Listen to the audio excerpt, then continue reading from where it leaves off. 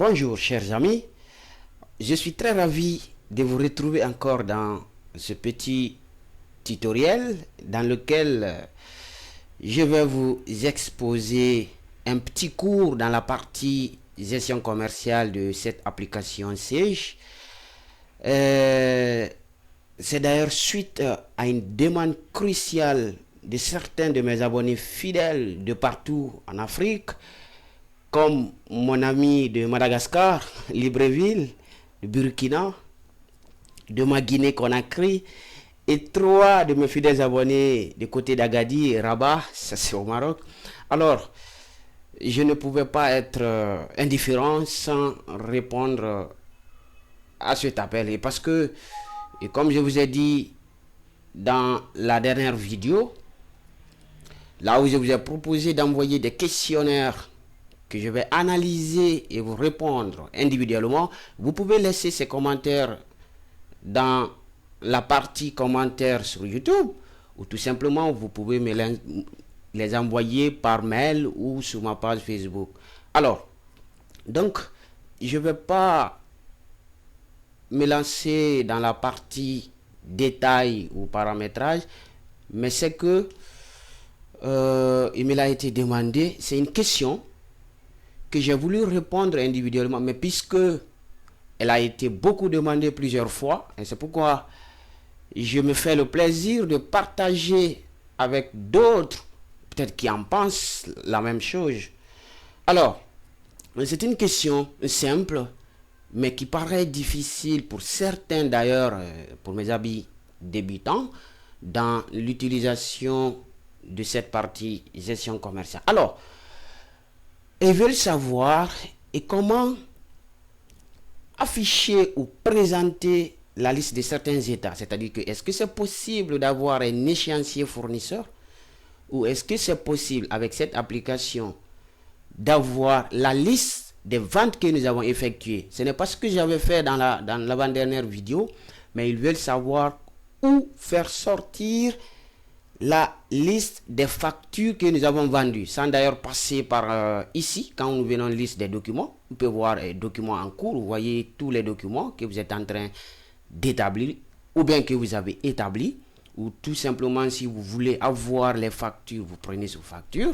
Et là c'est un tri, donc je pense que tout le monde peut le faire, mais ce qui m'a été demandé est particulier, c'est-à-dire que mes amis veulent savoir où afficher la liste des bons de commande par exemple, où ce ne sont pas les factures, mais les documents, tous les documents. Et parce que si je veux afficher par exemple, excusez-moi, cette facture, alors je vais double-cliquer et vous allez double-cliquer pour l'afficher.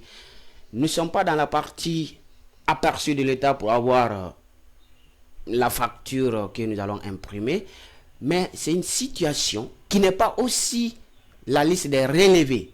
Peut-être que les relevés des factures où figure l'ensemble des factures, vous pouvez aussi présenter. Mais ce sont des états que vous allez vous efforcer à paramétrer et afficher lorsque vous, quand je dis vous, lorsque vous êtes un prestataire de service et que vous partez par exemple installer ce logiciel, ces gestions commerciales, et que l'entrepreneur ou l'auto-entrepreneur ou même le responsable de l'entreprise vous demande de faire beaucoup d'états comme ce que nous allons présenter tout à l'heure, vous allez vous efforcer à paramétrer et à les afficher. Donc l'utilisateur final n'aura besoin d'aucun paramétrage, sinon que les afficher comme il a été demandé. Alors, excusez-moi d'avoir parlé trop et qui n'a rien à voir avec mes chers utilisateurs qui ne sont que des abonnés, des simples utilisateurs de ce logiciel, qui sont les gestionnaires de stock. Voilà, très bien. Donc, commençons à présenter par exemple la liste de toutes les commandes que nous avons effectuées. Alors, ici à vue d'œil, lorsque vous voyez, vous avez BC, un autre BC, donc on a 2 bons de commande. Et supposez que les clients ont fait plus de 100 commandes. Alors, est-ce que vous allez afficher liste des documents, les venir vérifier ici, bon de commande, statut, numéro de pièce. Alors, vous allez chercher à faire un petit état. Ah, donc, là où vous allez désormais afficher la liste de toutes vos commandes et la liste de vos factures. Et d'ailleurs, donc, nous allons commencer par le premier document, l'échéancier fournisseur. Alors, l'échéancier que je vais vous montrer aujourd'hui, ce n'est pas l'échéancier proprement dit. C'est-à-dire que parce que dans l'échéancier, c'est un document qui permet aux chefs d'entreprise ou aux gestionnaires de connaître à quelle date le décaissement doit s'effectuer. Et c'est très important d'ailleurs pour avoir un impact sur la trésorerie, gérer les encaissements et les décaissements pour voir la situation de la trésorerie. Donc l'échéancier fournisseur, parce que dans les cours précédents, j'ai fait des vidéos, j'ai édité des vidéos sur l'échéancier client. Et là, si vous désirez voir ces vidéos, vous allez juste cliquer ici. Et là, vous allez voir comment j'ai fait ces vidéos sur l'échéancier client. Donc aujourd'hui, c'est l'échéancier fournisseur, un état qui va nous permettre de connaître les factures non réglées. Donc, ce que je viens de dire, ce n'est pas un échéancier, parce que dans l'échéancier, vous avez les traites que vous avez émis, c'est-à-dire les effets, les règlements que vous avez effectués pour connaître à telle date nous devons régler ce fournisseur et à telle date nous devons régler tel fournisseur. Donc, comme ça, le responsable ou le comptable, il a la situation sur les fournisseurs. Telle date, ils ont passé le règlement, c'est-à-dire que la création de l'effet et la date de l'échéance. Et c'est ce qui est important. Donc aujourd'hui, ce n'est pas cet échéancier que j'ai préparé pour vous, mais par contre, la liste de vos factures fournisseurs non réglées. Donc c'est presque la même chose. C'est les échéances, c'est-à-dire que vous avez fait des factures achats, les achats que vous avez effectués, 100, 200, mais vous voulez connaître, afficher dans un tableau la liste de ces factures d'achat, mais qui ne sont pas réglées. Donc je précise bien, les factures non réglées, donc ça vous permet de suivre l'état des fournisseurs, donc le solde créditeur de vos fournisseurs pour les payer. Alors, pour présenter cet échéancier, vous allez tout simplement cliquer sur état, ce que je viens de faire, l'état personnalisé. Il y a même ma boîte déjà ici. Alors, donc, vous allez cliquer sur OK. Et voilà. Ici, vous avez la liste des factures fournisseurs à régler. Donc, ici, ce sont les achats que vous avez effectués, mais qui ne sont pas encore soldés. Donc, si vous constatez dans ce tableau, vous voyez l'échéance. Ici, peu importe la place de l'échéance. Donc, la date de l'échéance pour cette première facture 2015 à 26, c'est le 8, c'est-à-dire que c'est le lundi. Donc, figurez-vous bien que les achats, je les fais simultanément. C'est aujourd'hui, c'est pourquoi vous voyez la date de facture, tout est le 6. Vous avez le numéro de facture, vous avez le fournisseur que vous devez régler, vous avez le montant de l'échéance et le solde à régler. Alors donc, si vous voyez cette première facture, elle doit être réglée le 8. Donc, c'est pour le fournisseur Tout Bureau. Et Tout Bureau, c'est un fournisseur qui se trouve en Tunisie.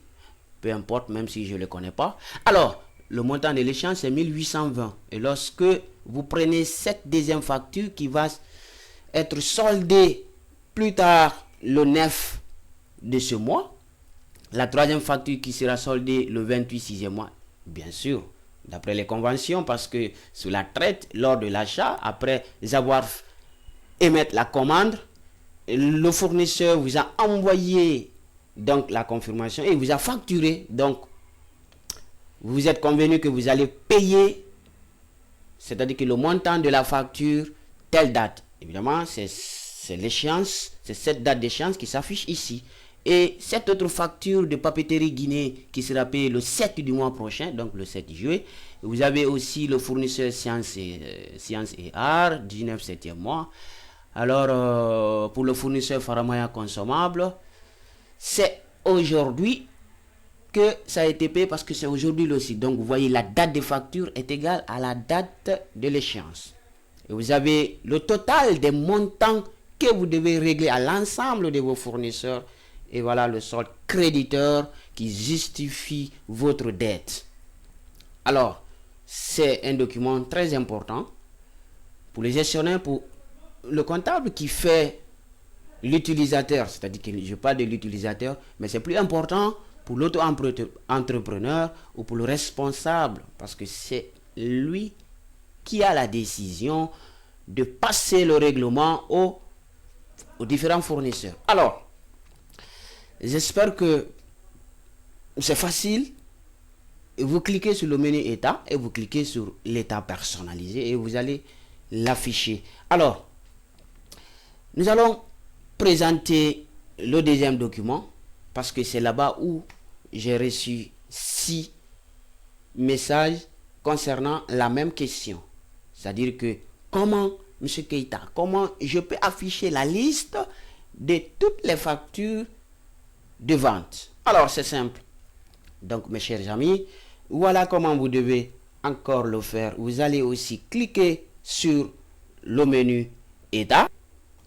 Voilà, état personnalisé. Et vous cliquez sur OK. Et voilà, mes chers amis, vous avez la liste de toutes vos factures clients que vous avez, qui sont là triées par date. Évidemment, comme je vous ai dit dans l'autre tableau, j'ai fait tout le travail aujourd'hui.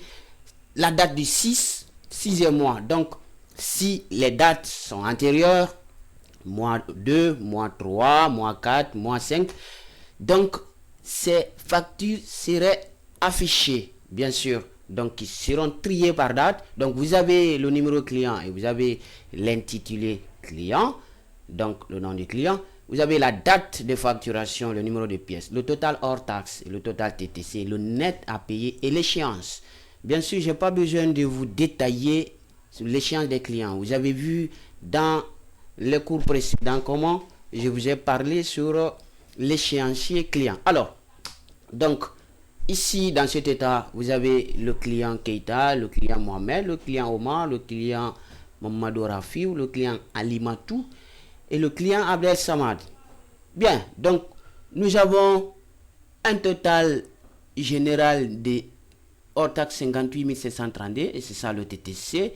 Et le net à payer, c'est 58 732 dirhams. Voilà la créance. Et les échéances, je n'ai pas paramétré parce que ce n'est pas la peine. Je vous ai montré tout ça dans les cours précédents, les vidéos. Vous allez cliquer ici pour les voir. Et voilà, donc, si vous désirez voir aussi les commandes en cours, c'est-à-dire que les bons de commande clients, évidemment, vous pouvez passer à la même procédure pour afficher la liste de vos commandes. Alors, vous allez aussi cliquer sur le menu état personnalisé. Voilà. Et voilà, vous avez la liste des bons de commande clients. Bien sûr que vous pouvez avoir la liste des bons de commande. C'est que les commandes que vous avez effectuées auprès de vos fournisseurs, donc ça devient les bons de commande achat. Et ça, c'est uniquement les bons de commande clients. Donc, nous avons que 2 commandes en cours pour le client Mamadou Rafiou et Ahmed Seyd. Donc, qui ont commandé à la date du 6. Et voilà les nets à payer. Donc, les commandes, le montant total de la commande s'élève à 40 755. Et voilà, mes chers amis, c'était pas l'objet d'édition d'une vidéo, mais je l'ai fait pour justement vous dire que il y a tellement de possibilités de faire les variations d'état. Alors, parce que ces questions ont été posées suite, parce que dans l'autre cours, j'avais dit que au niveau, par exemple, des factures, lorsqu'on édite une facture et que j'ouvre, par exemple, cette facture, je n'ai pas la possibilité de le modifier. Supposez, par exemple, que j'ai raté le numéro de document. Donc, il va falloir, comme je l'ai dit, supprimer. Mais si vous supprimez, il y aura un impact direct sur le stock. D'ailleurs, vous le connaissez. Ou vous passez l'avoir. Et jusqu'ici, je vous ai promis les cours sur les avoirs, mais je ne l'ai pas encore fait. Peu importe, ça viendra avec le temps. Donc, C'est vrai qu'il y a des limites avec l'application SIG, mais il y a aussi, c'est-à-dire une grande possibilité de faire beaucoup de choses. Il suffit tout simplement de booster. Alors, moi, je vous retrouve la semaine prochaine pour voir comment comptabiliser directement les frais d'achat, c'est-à-dire que les frais que vous supportez sur les achats lors de l'importation ou même les achats locaux. Et vous allez voir, je n'ai pas besoin de détailler ici. Et la semaine prochaine, avant le Ramadan de cette année 2015, je vais vous faire la TVA sur la cession des immobilisations en passant par la régularisation et la comptabilisation directe de ces cessions. Évidemment, les cours sous la paye, j'en viens. Je vous ai promis, mais ça viendra avec le temps. C'est une question de temps.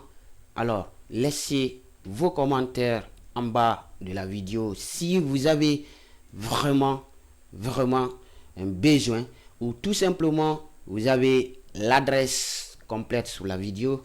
Vous pouvez m'envoyer l'invitation sur mon compte Skype et vous me laissez un message dans mon mail. Je répondrai autant que possible à vos questionnaires et analyser certains pour pouvoir les publier. Mais comme je vous l'ai dit dans les anciennes vidéos, si vous avez un besoin crucial, maintenant vous voulez une formation complète au niveau 1, niveau 2, et d'ailleurs pour les prestataires de services, pour ne pas dire les consultants, alors si vous avez besoin d'un niveau avancé dans la partie compta, la partie gestion commerciale, immobilisation et la caisse décentralisée pour vous les prestataires, alors vous pouvez me contacter.